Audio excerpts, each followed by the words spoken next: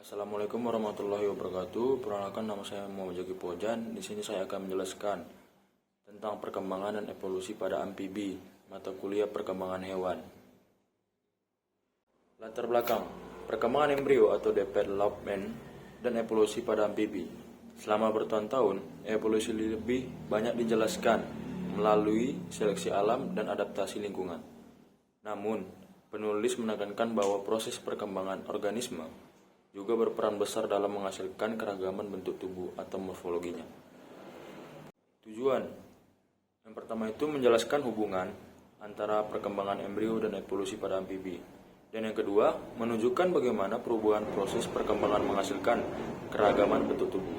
Dan yang ketiga, menjelaskan mekanisme perkembangan yang mempengaruhi evolusi morfologi amfibi.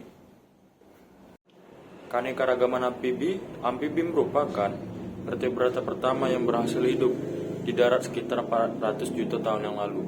Saat ini terdapat 3 ordo utama. Yang pertama itu ada Anura atau kata dan kodo. Dan yang kedua ada Caudata atau salamander. Dan yang ketiga itu ada Gymnopona atau Cecilia atau Cecilian.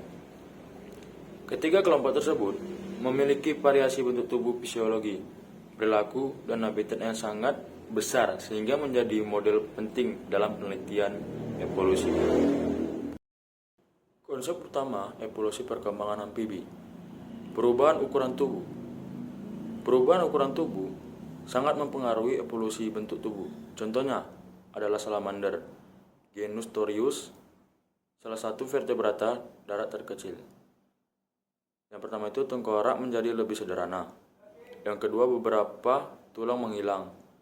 Yang ketiga, otak dan organ indera menjadi relatif lebih besar. Dan yang keempat itu bentuk pergelangan tangan dan kaki menjadi sangat bervariasi. Repatterning atau perubahan pola ruang dan waktu. Repatterning ini merupakan perubahan cara organ berkembang selama embriogenesis. Ada 2 jenis. Yang pertama itu spatial repatterning, perubahan lokasi atau susunan organ selama perkembangan. Misalnya perubahan posisi tulang rahang dan perubahan susunan tulang anggota gerak. Yang kedua itu ada temporal repatterning. Perubahan waktu, muncullah suatu organ selama perkembangan. Perubahan ini dapat menyebabkan organ berkembang lebih cepat, lebih lambat atau tidak berkembang sama sekali. Perkembangan langsung atau direct development.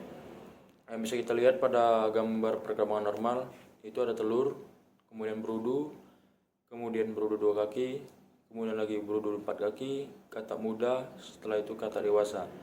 Dan bisa kita lihat pada gambar direct development. Telur, kemudian katak muda, setelah itu katak dewasa. Keuntungan perkembangan langsung tidak bergantung pada habitat air, dapat hidup di daerah yang lebih luas, meningkatkan keberhasilan reproduksi dan penyebaran spesies. Perubahan perkembangan tengkorak. Pada katak yang mengalami metamorfosis, embrio membentuk tengkorak larva, kemudian mengalami perubahan besar saat metamorfosis. Pada Eleutherodactylus, embrio langsung membentuk tengkorak yang menyerupai katak dewasa tanpa melalui bentuk tengkorak larva. Yaitu ada evolusi sistem makan. Perubahan penting yang terjadi. Kehilangan paru-paru berkembang langsung tanpa larva.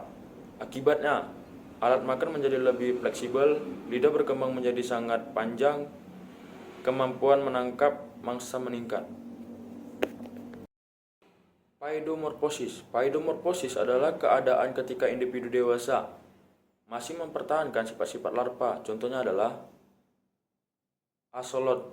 Yang pertama itu tetap memiliki insang. Axolotl ini tetap memiliki insang, hidup di air, tetapi sudah mampu berkembang biak. Paidomorfosis menunjukkan bahwa evolusi tidak selalu menghasilkan organisme yang semakin kompleks, tetapi juga dapat mempertahankan ciri-ciri juvenil yang menguntungkan. Hubungan perkembangan dan evolusi. Perubahan evolusi dipengaruhi oleh 2 faktor utama. Yang pertama itu ada faktor internal.